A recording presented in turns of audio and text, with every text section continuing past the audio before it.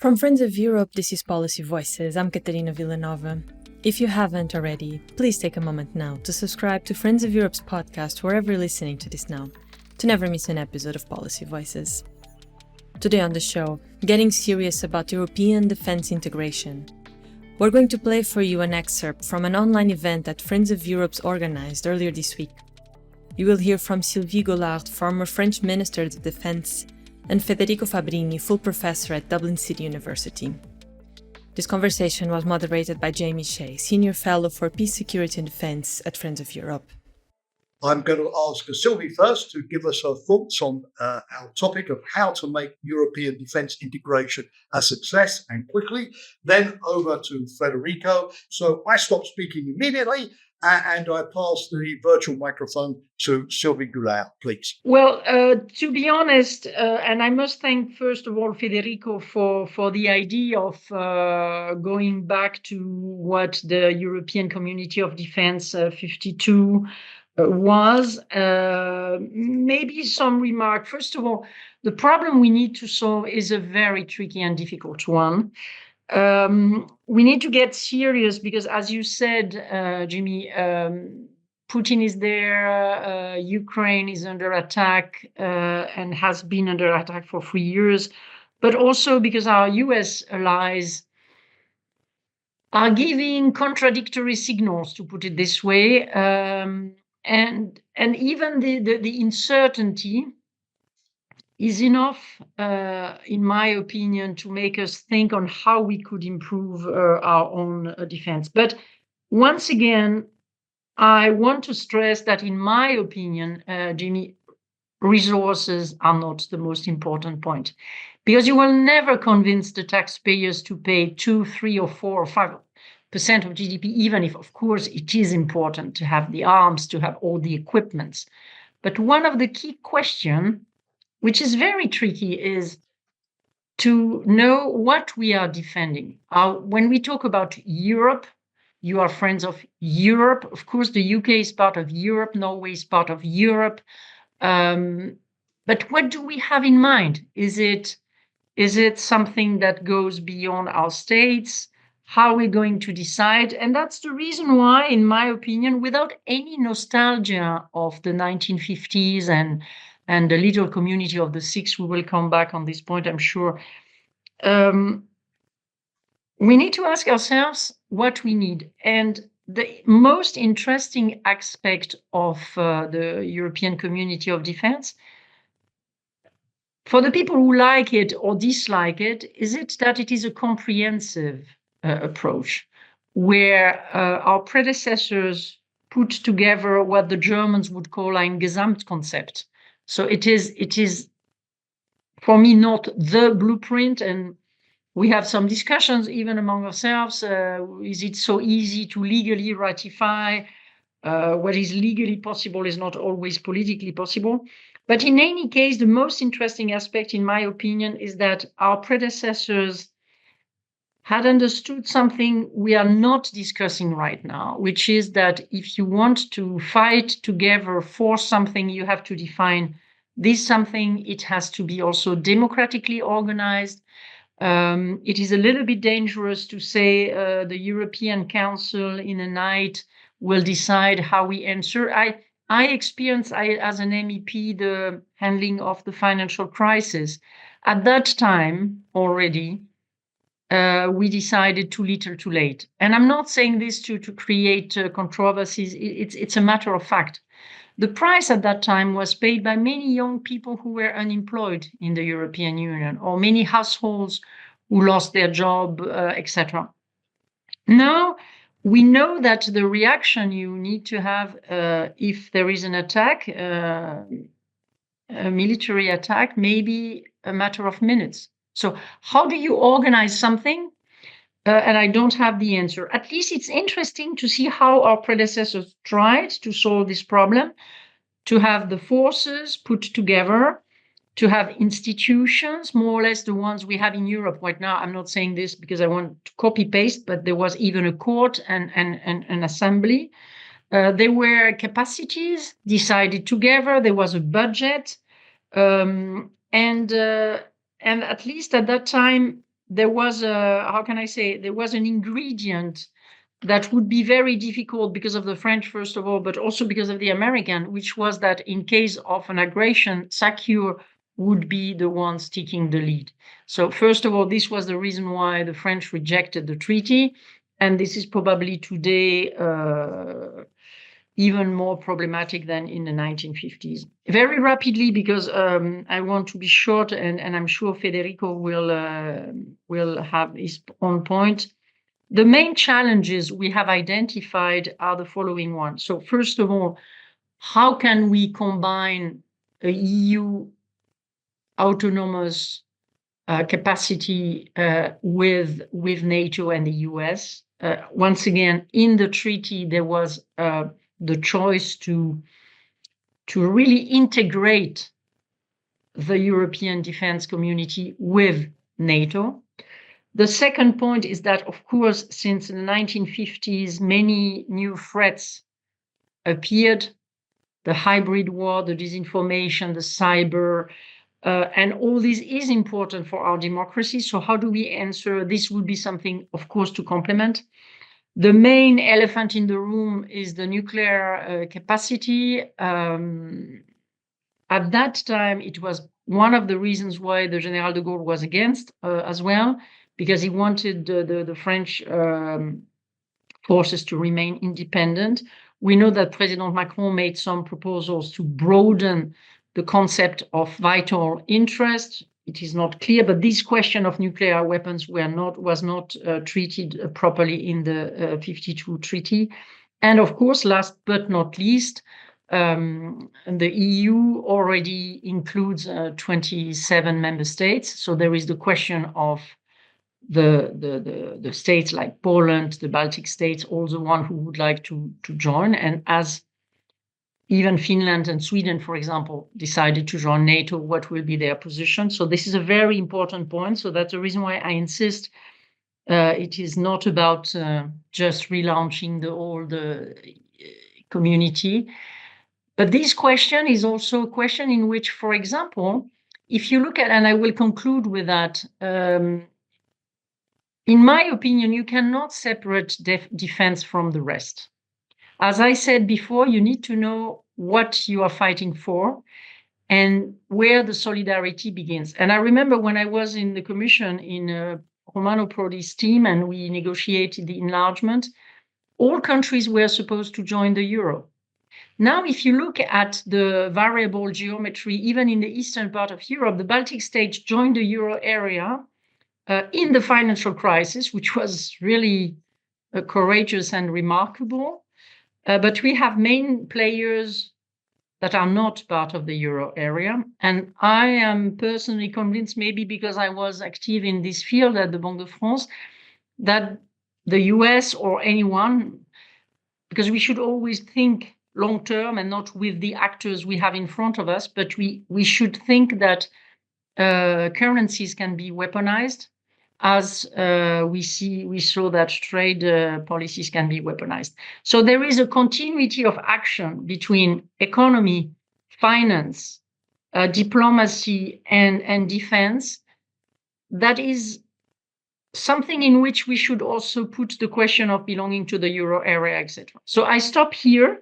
There are many, many other things to say, and I would be happy to answer your questions. And Federico, you have the floor. My job this afternoon is really to give a very quick overview of this policy report that we published about a month and a half ago, which is entitled Getting Serious About European Defence Integration, the European Defence Community Precedent. And given the time constraints, I'll limit myself to 3 points, which I think are reflecting quite well the core content of the paper. So the first point is that the European Defence Community remains the most advanced model of defence integration in Europe. And so it is a benchmark that is worth exploring further. The second point that we try to articulate in the paper is that reviving the EDC is legally feasible, but politically challenging. And then finally, the third point is that the difficulties that we face in dealing with the EDC, the core problematic issues that arise when trying to look at that treaty are effectively problems that we have to deal with anyway, whatever we wish to do if we want to take seriously European defense integration. So let me just quickly articulate the 3 points, building on what Sylvie said. So the first point is perhaps interesting from an historical, but also contemporary perspective. In 1952, at the very early days of the Cold War, the 6 founding member states of that the prior year had signed the European Coal and Steel Community, and that then would go on to sign the European Economic Community. They concluded in Paris a treaty that established a European Defence Community. This European Defence Community created a common army, funded by a common budget, governed by supranational institutions, connected to NATO, as well as the United Kingdom, and also open to the accession of new member states. Now, as Sylvie already said, there was a grand design behind this. The idea was that Europe needed integrated armed forces funded through the use of common debt, but governed by institutions, effectively a federal system of governance with a bicameral parliament, a house, the council representing the state, and an assembly representing the people, towards which a commissariat would be responsible. So there was a grand plan there. And the treaty also made important decisions. For example, it assigns to the community exclusive competence in defense procurement. We all know the problems that we have in the fragmentation of the defense market. And it also introduced sort of mechanism to deal operationally with a conflict. So you had a centralized command and control chain analogous to what you have in national armed forces. Now that remains a plan that I think we need to look at, because it's by far the most comprehensive plan that was ever conceived to deal with European security at a time where Europe was facing a major threat from the East, the Soviet Union, and major uncertainty from the West. In 1952, America was busy fighting the war in Korea, and it wasn't clear that they would come to the rescue if the Soviets broke into West Berlin and West Germany more broadly. So the circumstances are incredibly similar to what we have today. Now, that takes me to the second point, which is really sort of the history and prospect of the EDC. The interesting aspect is that the EDC was not just rocket science or sort of a science fiction. It was really done in a treaty signed by 6 states, and perhaps most importantly of all, it was ratified by 4 states. So Belgium, the Netherlands, Luxembourg, and also Germany fully completed the domestic process of ratification of the treaty. In August 1954, however, the French Parliament of the Fourth Republic, as it were at that time, voted to postpone ratification of the EDC. So it was not technically a rejection of the treaty, but the Parliament kicked the can down the road, and effectively that ended, in a way, the relevance of the treaty. A few months afterwards, the United States brought West Germany into NATO, and that was the end of it. And since then, America, through NATO, has guaranteed European security. However, the interesting legal point we emphasize in the paper is that the treaty is not dead. So in a way, if France and Italy decided to ratify it today, it could enter into force. And there are strong arguments, both under international law and national constitutional law, to conclude this. I will not enter into the detail. Let me just point out that actually, after we produced our policy report, a bill has been tabled in the lower house and the upper house of the Italian parliament to ratify the EDC in Italy. This was done by the Renew group, so it's an opposition group, but the technical assessment was done, and the outcome was that yes, this is legally doable. Having said that, and again, it's a point I made before, but it's really worth stressing it. Legal feasibility doesn't mean political feasibility, so we cannot be naive about it.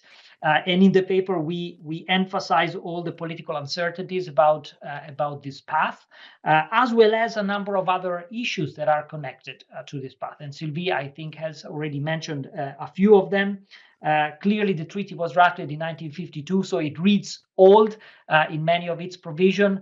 It doesn't cover nuclear because no state had nuclear weapons. It doesn't cover cyber. It doesn't cover lots of other technologies from drones to artificial intelligence, which are part of warfare. Moreover, the treaty clearly was conceived for a small community of 6. So it doesn't sit well with the reality of a Europe that is now composed of 27. Of course, the treaty is open to other countries, but that is clearly an issue. And then there are questions about, of course, the sort of the coordination between a possible EDC treaty that comes into operation and the EU Act 27, which is already into existence. And just to restate the point, in the report, we discuss quite extensively each and every of those challenges and how they sort of complicate the path that we discuss. With that said, and that takes me really to the final point of my presentation, what I think it's clear is that regardless of whether we want to go down the EDC route or rather take a different path, if we want to take European defense integration seriously, those are questions that will have to be faced. We will need to deal with the nuclear deterrent that France has that it didn't have in 1952. We will need to deal with issues of which member states want to be part of a more advanced framework of defense integration and which do not because they are neutral or because they are pro-Russians. And of course, we will need to deal with the crucial question that the EDC dealt with, which is democratic legitimacy of any decision that entails the use of force and potentially the loss of life of citizens. And connected to these operational decisions about the deployment of armed forces. I think one of the challenges we are facing also in the policy discussion about the coalition of the willing ultimately relates to that. Who decides and who puts the boots on the ground and controls them? Those are ultimately fundamental questions. The EDC addressed them. We don't have yet an answer for this in the policy and political discussion at the European level, but if it's true what I think Sylvie said at the beginning, namely that we can't really trust anymore the American cavalry to come from behind the hill to help us, I think we need to take seriously those issues. So I would encourage everyone in the room to take a look at our ALCIDE report and our project and more generally to engage with us, and I'll leave it at that. Thank you very much. Thanks, Federico. Thank you very much indeed. And I'm really grateful to you for reminding us that the historical context of back in 1952 is not so different from today. We had John Foster Dulles at the time, the American Secretary of State, warning the Europeans of an agonizing reappraisal of American foreign policy if they didn't go along with the EDC. It was very much being pushed by the United States. At the time as a way of getting the Europeans, particularly the Germans, to do more, take the pressure off the Americans, as you rightly pointed out. And when I listen to Pete Hegseth today, there is an element of John Foster Dulles, also a Republican, very much still there. It's interesting how history, Mark Twain says, it sort of repeats, even if it doesn't rhyme. But certainly that's it. But there are obviously, as you pointed out, both Sylvie and Federico, issues of, is the treaty to still be revived lock, stock and barrel or modified to deal with present circumstances? Are there elements which have been overtaken by events? For example, solidarity clauses in the EU Lisbon Treaty, or elements which are still there. So can you sort of cherry pick the treaty? Does it serve as a model to inspire a future treaty? Rather than be something that you simply carried forward into this age. As a UK citizen, I also inevitably have to point out that the UK was part of the discussions at the time, although disappointingly, and not for the first time when it came to European engagement, the UK finally refused to go along with it. Was that a factor that may have made the French get cold feet at the end as well? And again, the old issues of sovereignty, of common armies.